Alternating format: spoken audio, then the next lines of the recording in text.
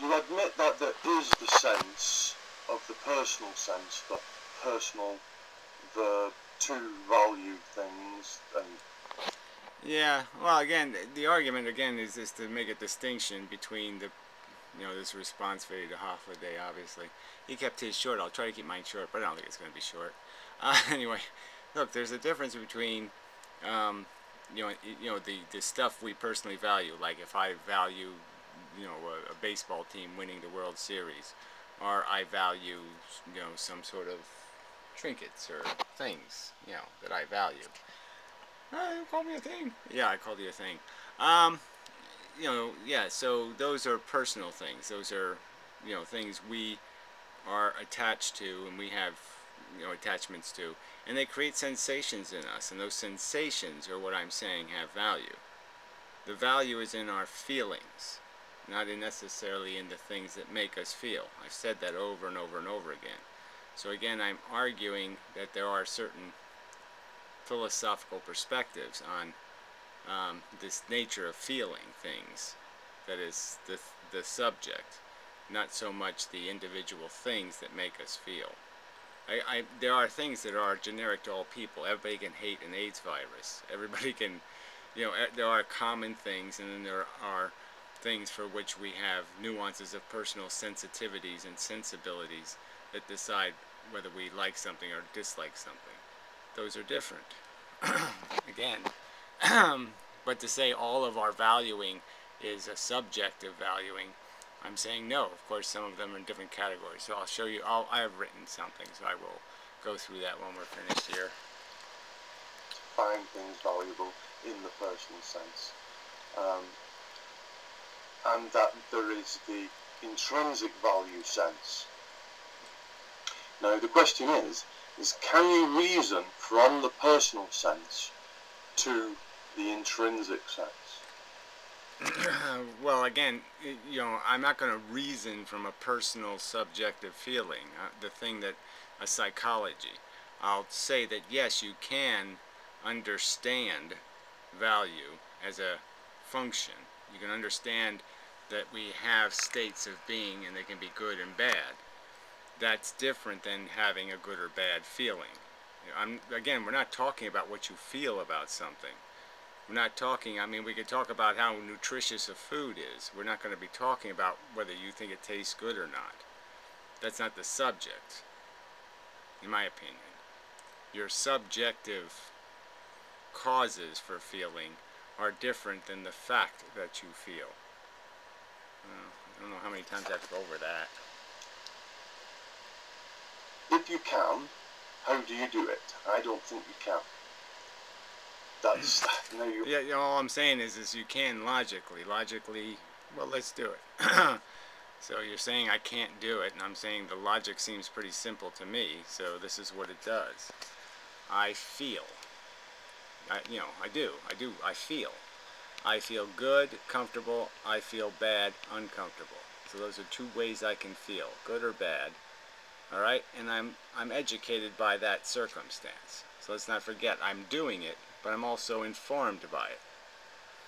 Things that make me feel good or bad can be physical. Okay, so I can be sick, or I can have a piano dropped on me, or I can have a lot of things happen to me that are physical things that will feel good or bad.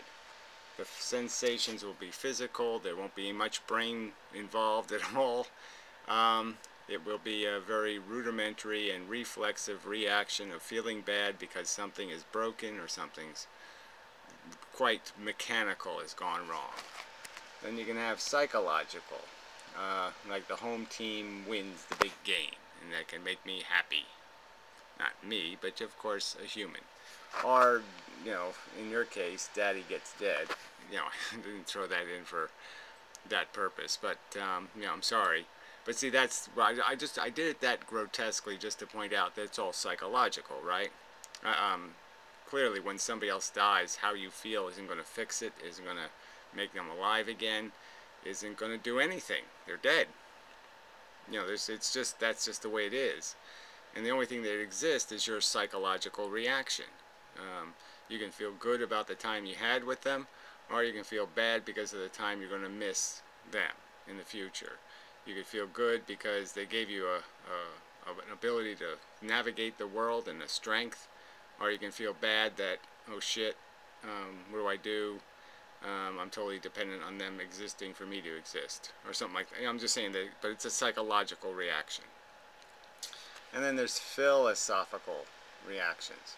So, like seeing hope of good or seeing doom of bad. So, philosophical would be something that's more based on your understanding of how the world works in the long term.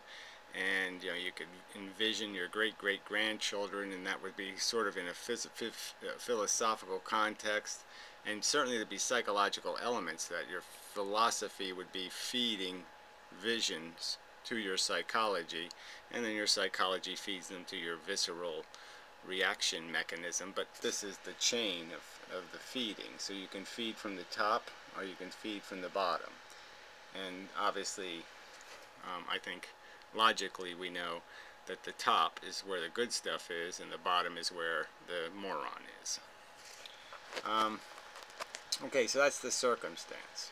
So I got these different ways of feeling for different reasons, and my argument is the one with the most integrity is this philosophical contextual engine.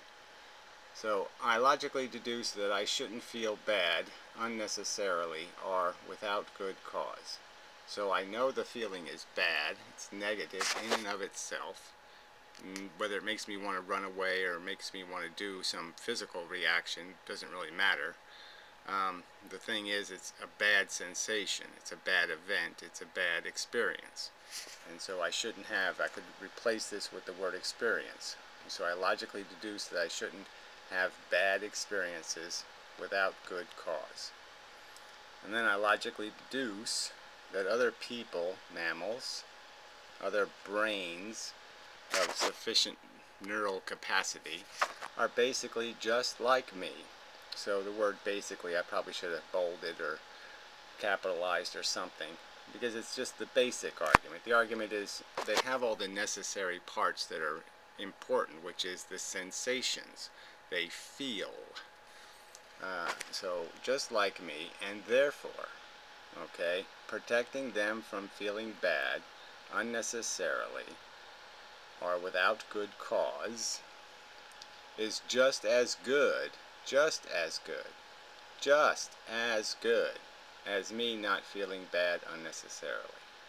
So I logically can understand that because we're all the same machine, it doesn't matter which machine has a broken leg. It doesn't matter which machine, if there has to be suffering, it doesn't matter which one is suffering. I mean, matter in like I said, most generic circumstances. Obviously, if you can make the child molester or the mass murderer suffer, that would be better than making somebody who wasn't a child molester or a mass murderer suffer. But even that doesn't make any difference. The suffering is the suffering. They will experience it. It isn't itself bad, and that's just a fact. So if you can't educate something with it, it's of no value whatsoever. It's just a bad thing that happens on planet Earth. It's bad. Bad. So there. Is that complicated? So, I don't know. I'm sorry, but I just don't see, again, we're not arguing about flavors of ice cream. We're arguing that animals will have a reaction, either positive or negative, to vanilla ice cream. They'll either like it or they'll hate it, or something in between. But that's what will happen. There'll be an experience, and it's the experience I'm saying has value. The opinion doesn't have any value. The experience has value. And then when you get to these more elaborate opinions that are more philosophical, they have legitimacy because they're logical values. These are illogical mechanisms that decide value, in the sense that they don't have any, they're not being controlled by a thoughtful disposition. Psychology and the physical, they react mechanically without any nuance, without any context, where philosophically it's a much more elaborate piece of software, and it's more likely to have gained a more complete perspective. Yeah. Okay. So probably go back to his video, but it doesn't get any more comprehensible from here. Understand why I go on about it so much. Yeah, see, I don't understand, because I really don't understand how you can sit there and say, how do I go from personal values to intrinsic values, or objective values, or absolute value? And I'm just saying I go there quite easily, just by recognizing that the fact that I feel isn't unique in the universe. And now you might understand that in this final articulation that I understand why I go on about it so much. Yeah, I don't understand. I really don't. I'm saying if something's bad for me, and there's something else that's just like me, why wouldn't it be bad for them? How can I not conclude that it's bad for them? Bad is bad. Having a bad experience is having a bad experience.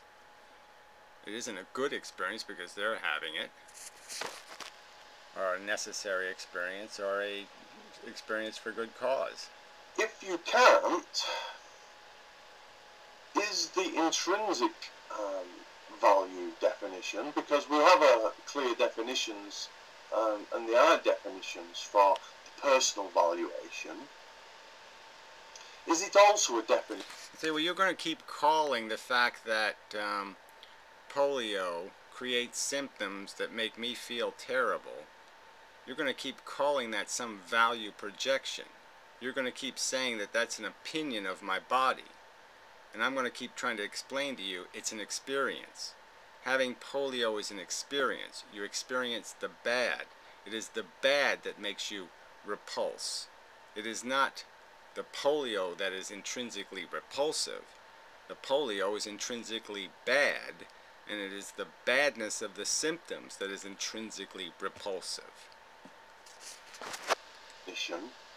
Outright of intrinsic value, or is it a thing which is also a conclusion from other factors? Again, the only conclusion, in the sense of the only elaborate or the only conclusion that I don't think is so grotesquely obvious you can't miss it, I still say it's grotesquely obvious, is the conclusion where I've said my feelings are important, where I've made the distinction between a nail in my eye and a cupcake. Now, I don't have anything for that except for the visceral feelings themselves. The feelings scream, I scream, you know, we all scream for no frickin' goddamn nail in our eye. Sorry, I keep lens trouble. Anyway, so yeah, I can't, you know, if I have to, if I have to explain what misery is, then again, I'm just saying, well, this is just not going to work at all. Alright, you either get it or you don't get it. I mean, I certainly know misery is not something you just let happen. Misery is a bad fucker. You don't let it happen. Or would it be more right to say that it's merely a definition motivated by other factors? So this intrinsic definition, well, like I said, I don't have any motivation in feeling like shit. I have no motivation to feel like shit. It is obviously something imposed by the reflexes, the mechanism. So I just think that's just idiotic to talk about it in those terms. I'm not saying that we aren't sometimes the creator of our own suffering or misery, but I'm just saying that a lot of our misery, no, is nothing you can do about. Is it a conclusion? If so, what leads to its conclusion? What motivates its conclusion? What motivates its definition? Well, again, I don't have to motivate it at all. There's no motivation. There's logic. Like I said, again, I'd have to come up with some reason to think I'm God to say that what I feel when I'm feeling bad, my bad is bad, and the other guy's bad isn't bad. I can't do that logically. That doesn't logically make any sense no matter how I twist the universe into knots. There's no way I can undo the badness of his personal experience also. his brain having experience. I can't. It exists. He experiences it. It's real. It happens.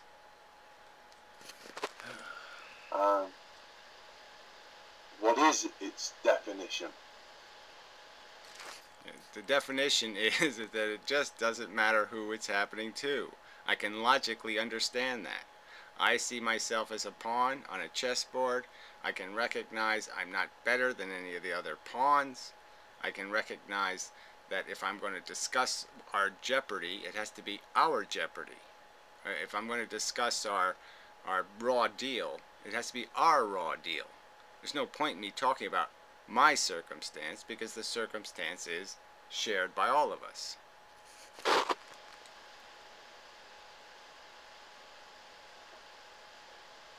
And I think that will be it. There was a little other extension, but that will suffice, I guess, to move the discussion forward. Yeah, well, I'm sorry. I mean, I wish I could say that I understood exactly what you're saying, but I don't. Okay, again, I don't call it valuing when I have the flu and I have horrible symptoms and they make me feel miserable. I'm not valuing then. I'm just sick and I have miserable symptoms.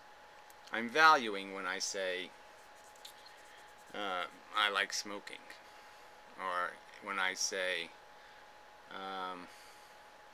you know, some other thing that I place value on, you know, a good movie or something. That's a subject of personal experience reason. It's a value defined by a personal psychology.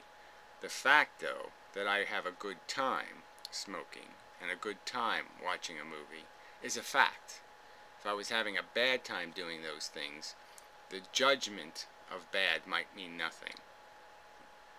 The fact that I am negatively associating the thing with a negative feeling might not be legitimate. But the fact that it does cause me pain can't be undone. So somebody who reacts hysterically,